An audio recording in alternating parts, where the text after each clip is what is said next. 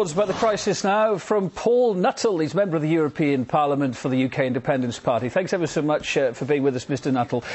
The summit's still going on out there in Brussels, but we heard earlier the president of the Eurogroup saying that even with a new bailout, Greece could still default, if only partially. Does that ring worrying bells for you at this early stage?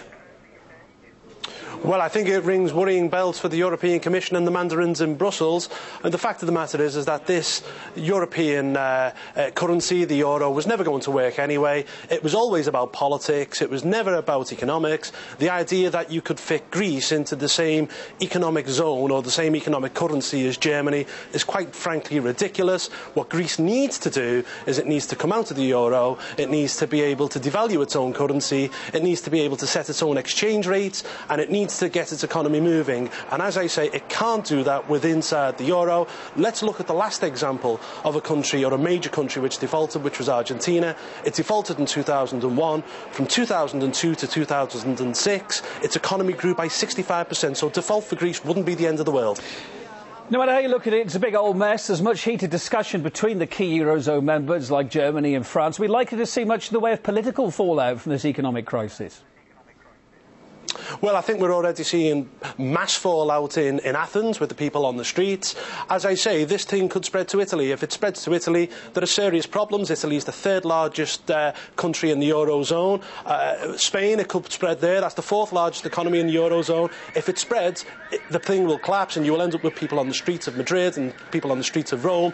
This thing could spell serious problems for the European Union, and it then could spill over from the economics into the political. And I think José Manuel Barroso, who has said that this isn't a problem all along, now recognises it is a problem, but I think that they are in serious, serious trouble indeed. Well, Greece simply spent, didn't it, money it didn't have, and that dragged much of the continent into its trouble. Some say the country should be left to its own devices to solve its own problems. Is that a view you agree on, then? Well, absolutely. It's the only answer. I mean, we can continue propping up the euro, and we can continue pouring money into this, and the idea that Britain, my own country, isn't putting any money in is complete nonsense, because we've already doubled our contribution to the IMF, which is now over 20 billion, so we're contributing to this. We don't want to bail out these basket case economies anymore, and as I say, the only way Greece will be able to get its economy kick-started is by breaking out of the prison of the euro. And I guarantee you, as Benjamin Franklin once said, there are only two certainties in life, that's death and taxes. If Greece remains in the euro, I guarantee you, there's one other thing, I will be back here in 6 months having this exact same conversation. Was the euro and the common European currency always doomed to failure?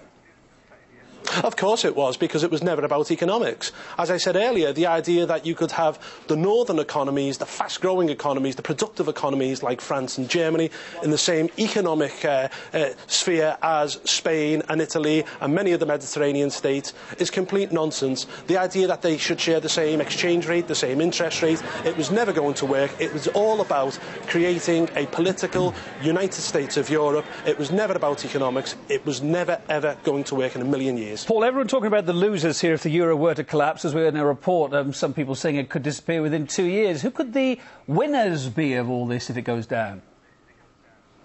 Well, I think it could be sooner than 2 years. I think it possibly could be within the next 6 months. As I say, they will press ahead with this bailout. It will cost more and more money to the German taxpayer.